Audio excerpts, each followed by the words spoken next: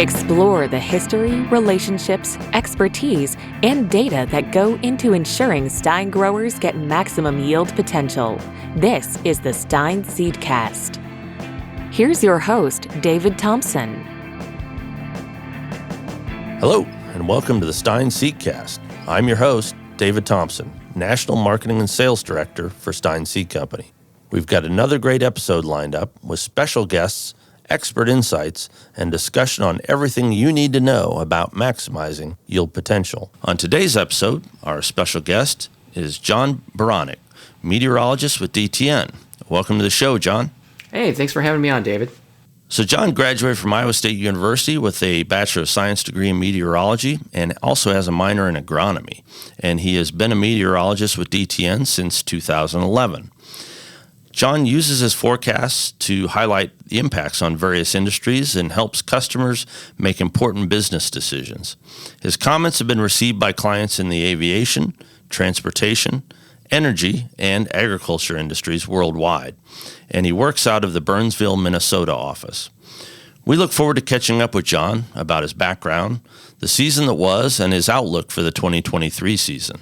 So John, to get us started, I wonder if you could give us a little bit of background about yourself and your career path. Yeah, so David, you mentioned I got a degree in meteorology from Iowa State with a minor in agronomy. I actually stayed a couple of years after that to do some field studies there for a couple of professors of mine, doing some field projects with corn pollination, transport, and stuff like that. So it was kind of interesting. I finally got a job up here with DTN in 2011 and have been kind of started off kind of doing all sorts of stuff. I wasn't able to really use my agronomy background for a little bit, but finally an opportunity opened up a few years ago to kind of finally start getting involved with this a little bit more, professionally at least. I've been doing all sorts of things from just routine weather forecasts to morning weather videos, going out to shows, speaking on radio stations across the country here, really just trying to help people figure out, what's coming up with the weather, how that information might be useful to use in your operations, and what kind of insights it might provide into helping you either maximize your time or your energy or your focus as we go through a season. So on top of that, some of the other things that just kind of to pop up usually during the winter time here, because not a whole lot of operations going on, but you still have planning going on, and so I get a little bit involved with that as well. All right, perfect.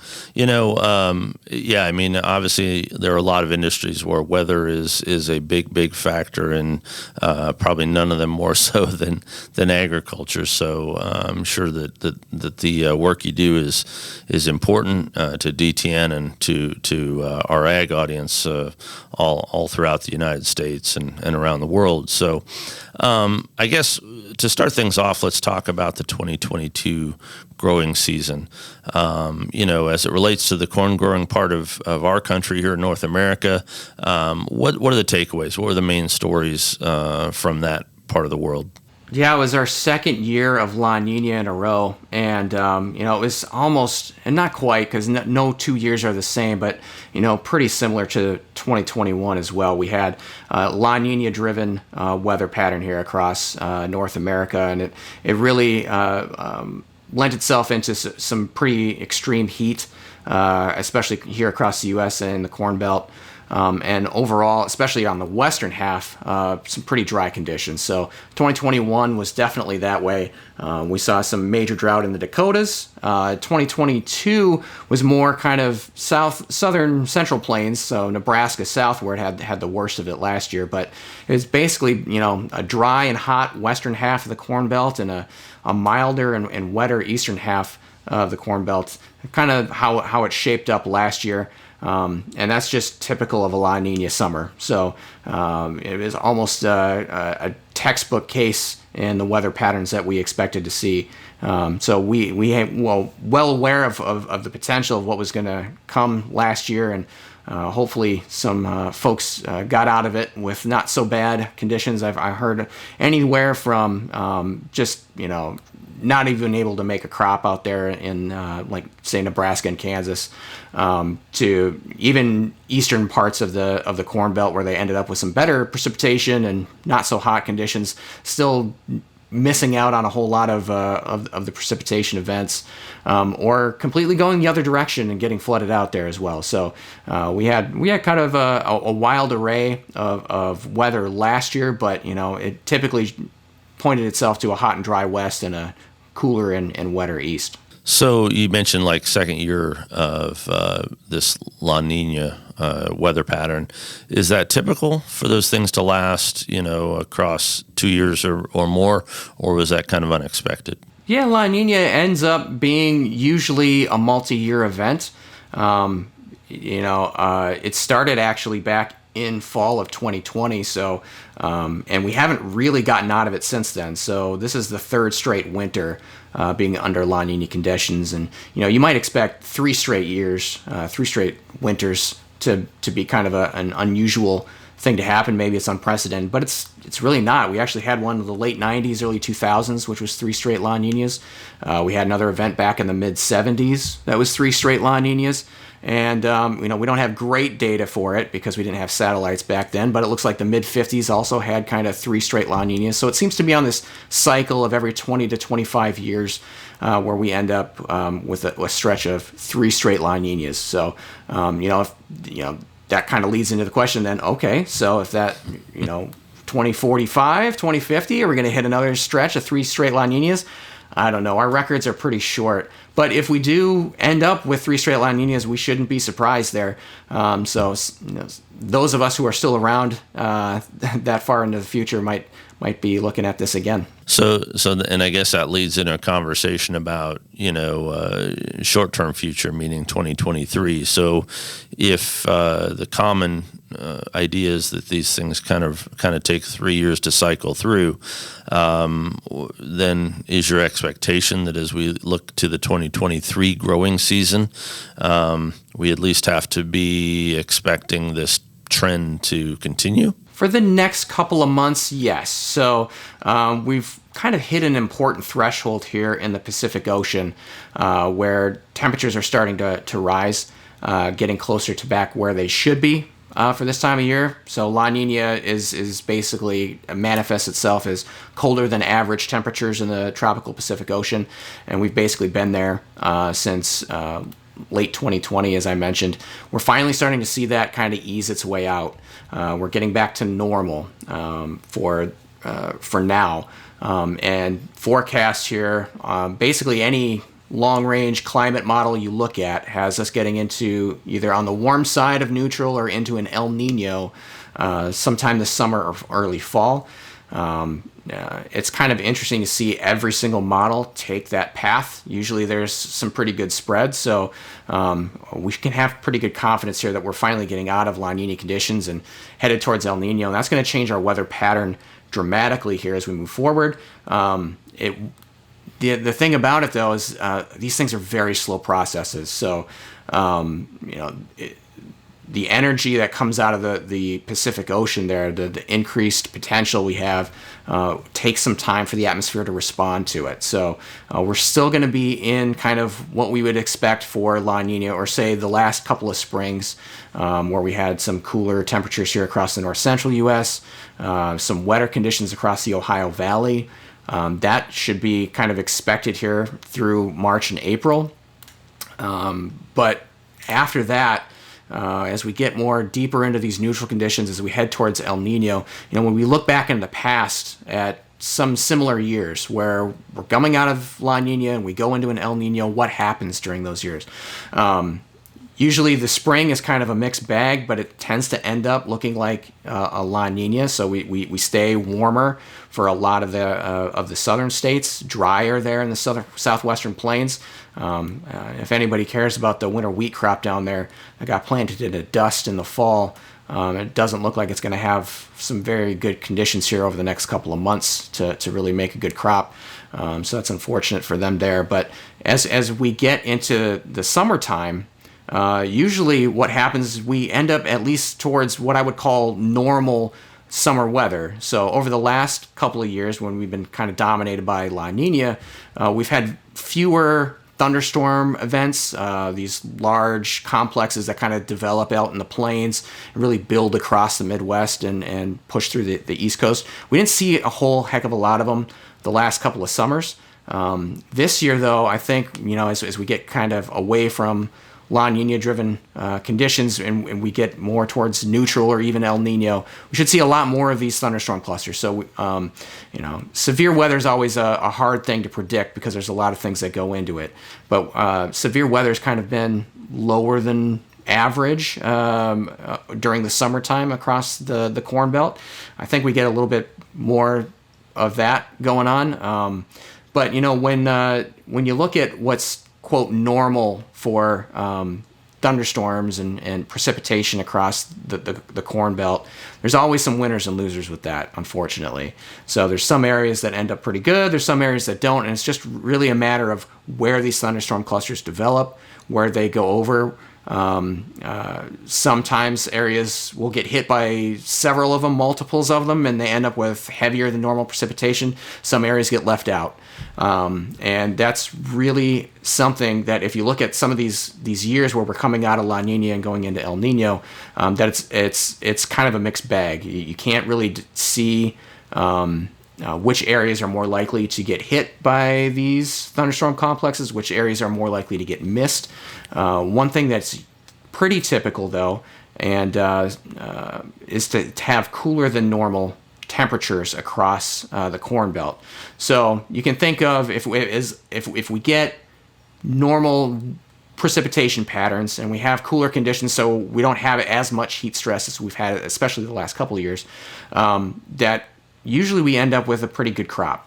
So, a lot of things have changed in the last even 20, 25 years since our last triple La Niña, where genetics and other practices and stuff kind of help mitigate the effects of that anyway.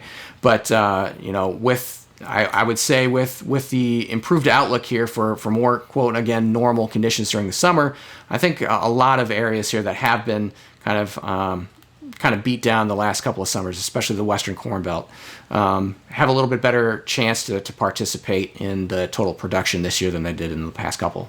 Well, and you just brought up a point. One of the things that we hear a lot from growers is that, seed genetics today are better able to withstand some of those hardships than maybe what they were, 20 or even, 10 years ago. A lot of growers we talked to in the western part of the Corn Belt this year said, I would have hoped for better conditions, but at the end of the day, I'm surprised at the crop I got, because of lack of moisture, heat stress, and all the things that Mother Nature threw at it. So at least farming practices, coupled with, again, improvement in seed genetics, at least are trying to help them weather the storm, literally and figuratively, I suppose. So it sounds to me like what you're saying is, probably for a lot of the Corn Belt, they should probably expect, based on models, to look at a spring season that's maybe going to be similar to what they've seen the last year or two. Is that fair to say? I think that's pretty fair. And, we had a lot of issues last year with delayed plantings. If you're in the Eastern Corn Belt, it was because you were too cool and wet. If you're in the Western Corn Belt, it was mostly in North Dakota, where they got a couple of really strong blizzards and had all sorts of flooding issues. And then the cold kind of just lingered around through April. That didn't really help them melt all that off. So I think we're going to have some similar issues this year with planting, and that's really my biggest concern here as we go into the 2023 season is, can we get the crop planted in the normal time, both to help us out with the insurance issues there, to capture as much sun as we can to produce some good yield potential. That's my biggest concern. So if you look at a drought monitor map, what you'll notice is east of the Mississippi River, there's almost no drought left, which is actually kind of surprising. We had it kind of cropping back up last fall, and usually during the winter season you don't get a whole lot of precipitation, but it's been really, really active, really un-La Niña like across the country here over the winter season. But that's really led to some pretty good soil moisture, at least topsoil moisture, in the eastern half of the Corn Belt. For the West, we still have drought out there, and even a normal weather pattern can, have issues there if drought is, still in place. So, if you look at snowpack as well, we kind of had some pretty good precipitation, pretty good snowpack in all the way up through December across the upper Midwest, Minnesota, Wisconsin, the Dakotas. But a lot of that's melted off with some warmer temperatures the last several weeks, and so we don't have a whole lot of snowpack left to melt off. And so, the ground's still frozen though, so a lot of that's just kind of moving off into the rivers. So we're going to need a little bit more precipitation out in the west here to have a decent spring. The issue there is does this cold linger? So we've kind of escaped a lot of the Arctic blasts. Most of them have been pretty short up here in the western half of the Corn Belt.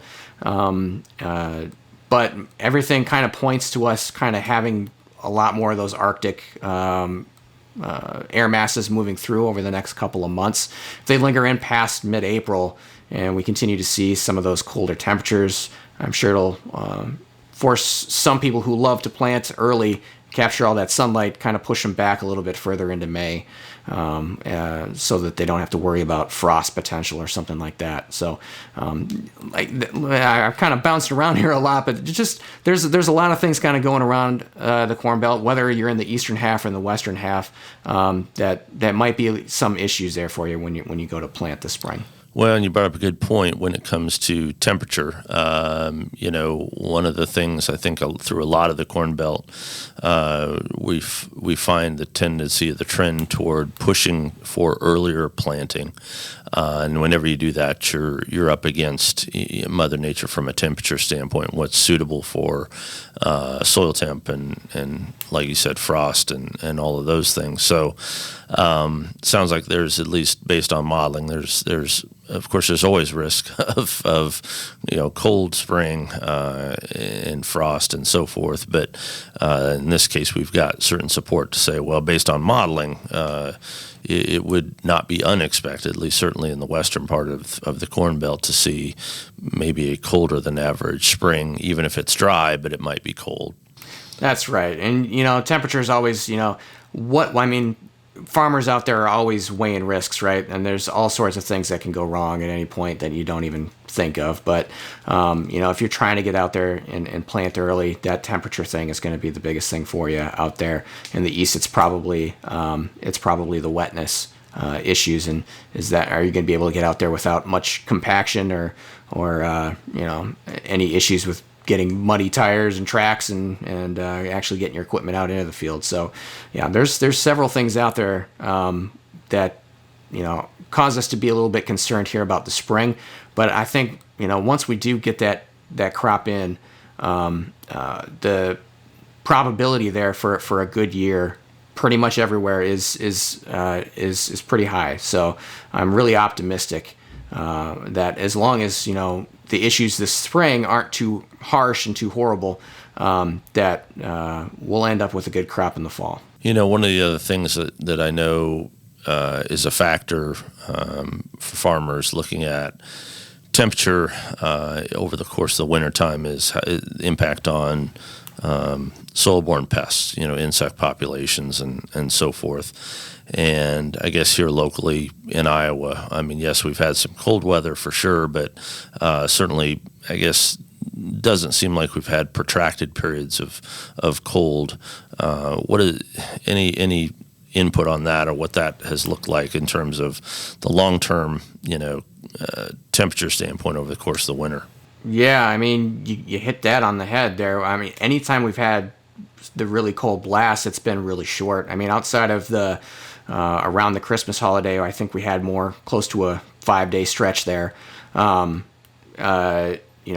we had another one here a couple of weeks ago, but that was like a couple days. So, I mean, it's been really, really short, which is unlike what we would typically see for La Nina. Usually we see kind of longer stretches of cold settling in. We did certainly the two previous winters.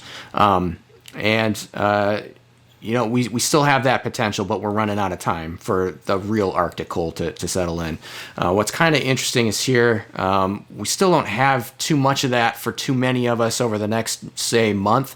The kind of Arctic air is going to like to settle up across Western Canada and kind of the Pacific Northwest, maybe into the Dakotas over the next month. But everywhere else, it's going to be kind of in and out. So, again,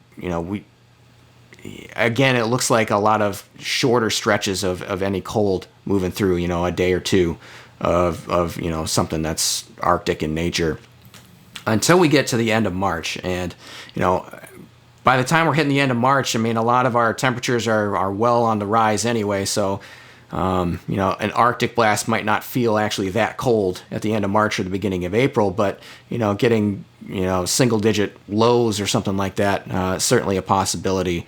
That last half of March and possibly going into the beginning part of April, everything kind of on a time basis can shift around, but there's a lot of things kind of setting up to kind of signal us to have some better shots of some of that real Arctic cold air for a longer stretch there at the end of March. But again, when we talk about 30 degrees below normal, that means something different in January than it does at the end of March.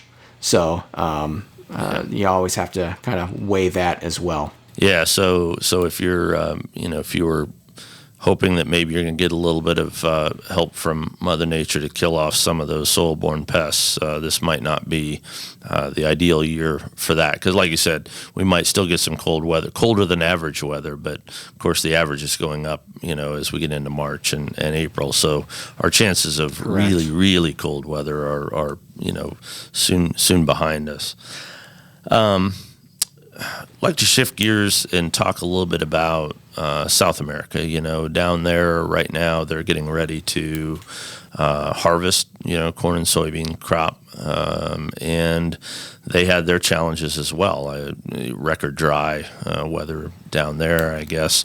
What do you see down there? What are the models indicating for South American weather? Yeah, and La Niña's really played a factor in that. So typically during La Niña, it's Argentina and southern Brazil getting some really hot and dry conditions, and that has certainly been the case here this year. Argentina has just had brutal stretches of extreme heat, 5 to 10 day stretches of 100-degree plus weather, and then every time a front comes through that would normally bring an inch or two of rain, it's been like a quarter inch to a half inch of rain, or very spotty coverage with anything heavy. So there, I mean, if you look at some of the private estimates that are coming out with kind of the USDA equivalent of good to excellent ratings, they're kind of the lowest they've seen, I think, in at least the last 15 years, if not longer. I haven't delved into kind of the history on that, but I mean, it's just been really bad for those folks down in Argentina, and that far southern state of Brazil, which is called Rio Grande do Sul, have been kind of just terrible conditions for trying to grow crops. Now, of course, they're really close to the equator, and so their growing season is really long. I mean, if you look at the far southern end of where they grow crops in Argentina, it's the equivalent north as like Kansas. So I mean, they don't get they have a really long growing period, and they really stretch it out. So they try to minimize their exposure to harsh weather conditions.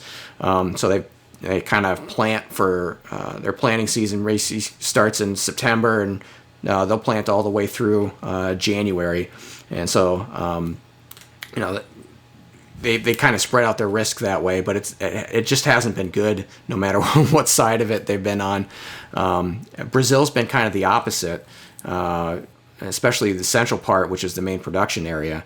And they start off, they double crop soybeans with corn. And their soybean crop went in on time, which was kind of unusual. They got some really good rains throughout the season, and they're looking at a record crop out of Brazil. But they've been having real tough time trying to harvest that out with lots of heavy rain. They're in the midst of their rainy season, so that's not completely unusual to have a bunch of rain at this time of year anyway. It's just been a lot more and a lot higher coverage and intensity than is typical, and so it's been really hard to get those soybeans out. And then what they do is immediately following, and you might see some videos out of Brazil there where they've got their combines rolling through, and then right behind them they have planters coming through for their safrinha corn. As long as they can get that corn in by the third week of February, they go through pollination on their corn before they hit their dry season. The rains basically immediately shut down, and they're dry then until the next September. So it's really important for them to be planting on time, and they're behind right now. So there's some concern there over their corn crop. Of course, we've got some really tight supply situations worldwide, and if we have any disruptions to that, that's going to send prices kind of through the roof. So we're intensely watching what's going on down there in Brazil, and they still have a week, but the forecast down there is not looking good for them for trying to get out and do some field work there in central Brazil. Well, and obviously a lot of seed companies have some relationship with South America, contra-season production, and so forth. And I guess I was going to ask you, to my knowledge, it seems like, again, a similar pattern through the heart of the South American growing area, similar to what we have been seeing here, which doesn't seem typical, or at least it doesn't seem like we've seen quite such extreme dry, extreme heat in both North America and South America at the same time. Or is that to be expected? During La Niñas, yeah, that is actually expected. Brazil is a little different because they're so close to the equator, they don't have a summer and winter like we do here in North America. They have a wet season and a dry season instead. Like the temperatures are always hovering around the mid 80s to lower 90s all year long. So temperatures aren't really a concern for them. It's just really how much water they get. And so we're not really concerned so much of the heat for them unless it is also coming with periods of dryness. And the interesting thing about their wet season there, especially in Brazil, is that it typically shuts down kind of early May. There's some give and take with that every year, but usually the first few days of May is average. During La Niña years, though, even though we're coming out of it now, typically that's a week or two earlier. So usually mid-April is when they kind of start going into their dry season. So again, that's another concern with this whole planting situation down there is if they plant late and their dry season comes early, they've got a really short window of time there when the soil moisture is really good for development. If they can't get through pollination, that really turns into a bad situation for them where they're again, temperatures are 85 to 92 every day. And if they don't get the rain, it could be a couple degrees higher than that. So the heat stress really builds when that rain isn't there. So you said here in North America, we're, kind of expected to start to work our way out of this La Niña pattern, over the course of the summer and into the fall. Would that same timeline apply for South America as well? Yep. So, I mean, the conditions in the Pacific are what they are. It has a delayed effect on the atmosphere for about 6 weeks or so. A lot of the Brazilian crop is still yet to be determined in terms of corn, but the Argentina crop is basically in the ground, and it's toast, if you want to say, use that term, because it's really hot and dry, and things don't really improve until probably May, but that's beyond the normal life cycle of corn and soybeans there in Argentina.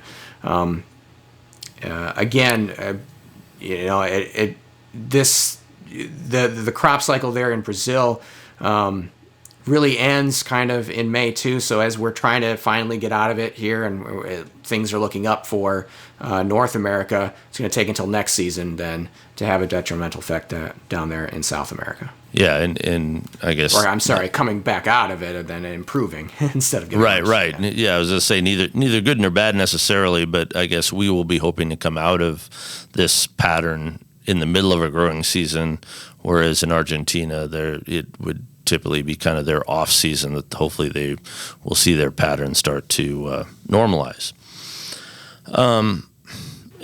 So I guess question I would have is, in a broader sense, we talk about, weather variability, and of course climate change is a popular topic these days. And I guess I wanted to get your feedback on that. I mean, we have obviously so many more tools and resources to do forecasting and modeling, but I guess my question is, in your opinion, is weather getting less predictable, or is it just a result of these patterns, these La Niña patterns or El Niños or whatever we're dealing with at the time? Yeah, I don't think we're getting any worse at predicting weather. It's in fact quite the opposite.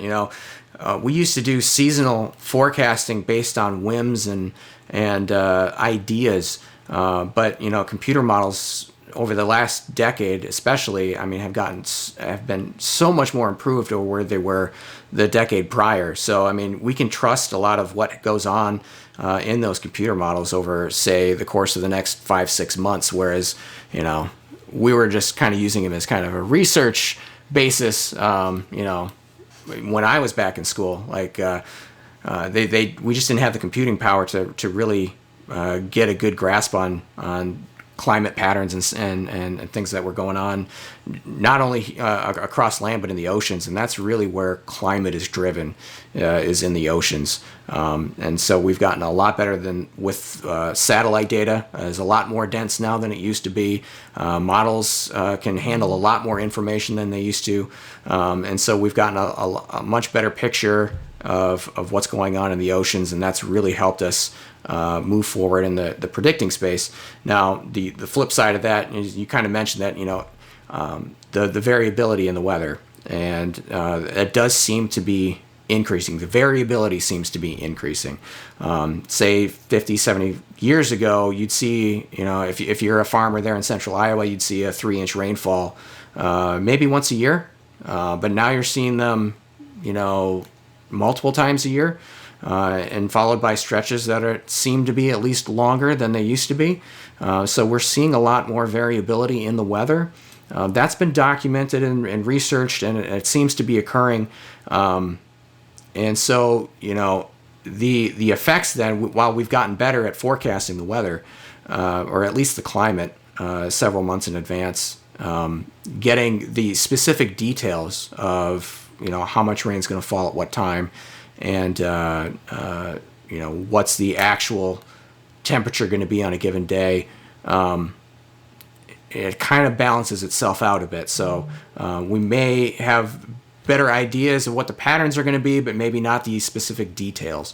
But as time goes on, we'll get better and better at getting that. I think the computing power will outweigh the change in climate over the next decade or so. We'll get much better at getting that further out in advance. Good. Well, yeah, and that's, I guess, what my root of my question was, the variability that sometimes we see. I think it was 2020 when we first, at least I first, heard about the word derecho, and now we've heard it a couple of times, and I didn't know if that just sprang out of nowhere, or is it a new phenomenon? I'm sure it's not brand new, but it certainly was something very different than what we've seen before, which kind of, I think, is one of those things that leads people to think, are we seeing more extremes in the weather than maybe what we've seen in previous patterns? Well, I think what we're seeing is more awareness of those kinds of things. Derechos have been around for as long as we've been humans on the planet. So it's not a new phenomenon at all. I think it gets a lot more play when it does when it makes a big impact in your community and in your lifestyle, and you hear about it more often. I remember polar vortex when that started becoming a term. Al Roker kind of brought it up in the mid 2000s there, and that term has really taken off, and people talk about the polar vortex now. Well, it's always been there. It's just now it's getting a lot more attention. With the rise of social media and the internet and everything, we're hearing a lot more of those terms now than we probably did beforehand. So we're just I think a lot more aware of what's going on now than maybe we used to be. Yeah, and the bomb cyclone probably fits in that category too. Yeah, exactly. So talking, I guess, to kind of wrap it up as we talk about the 2023 season, again, we know we've got so many more resources available to us, but at the end of the day, we know there's no guarantees. But given the current modeling, what would you advise growers here in the U.S., in what I'd call the Corn Belt, corn growing region, to think about as they head into the 2023 planting season? Well, I will never, ever tell a farmer what to do with their plants, but hopefully I can give them some information on maybe, if they may need to find some adjustments. So I think the biggest takeaway from what we're heading into is, as long as you can get your seed into the ground at a decent time, you're looking at a good crop this year. At least the probability of a good crop this year is higher than say the past couple of years. Now, I think our planting challenges may arise in several areas due to different factors that we already talked about, and that's my biggest concern. But as long as you can get into the ground, I think you're sitting pretty good here for this year. Awesome. So I know you provide obviously a lot of content to DTN and all of the entities in the DTN family. I know you, looking at your speaking engagements, you talk to growers all over the place at different meetings. So for more information on the insights you have, they can, I assume, find you online at DTN. Yep, dtnpof.com. I have a blog space in there that I write every week, at least once about the U.S. and once about South America and anything else that comes up kind of globally that's a little more interesting to talk about. But yeah, kind of coming up, I'll be down at Commodity Classic in Orlando down there in March. Otherwise, yeah, you can find me at dtnpf.com. Awesome. Well, John, appreciate you coming on the podcast and visiting with us. I thank you so much for joining us today. Absolutely. Anytime you want to talk, David. It's been great talking with you. Thank you. Well, that's our time today. I want to thank our guests and our listeners for joining us on another episode of the Stine Seedcast. We'll be back again soon with more expert interviews and insights about all things Stine. And to never miss an episode, subscribe to the Stine Seedcast wherever podcasts are found. Subscribe to the Stine Seedcast wherever podcasts are found. To learn more about Stine and its elite corn and soybean genetics, visit stineseed.com. Stine has yield.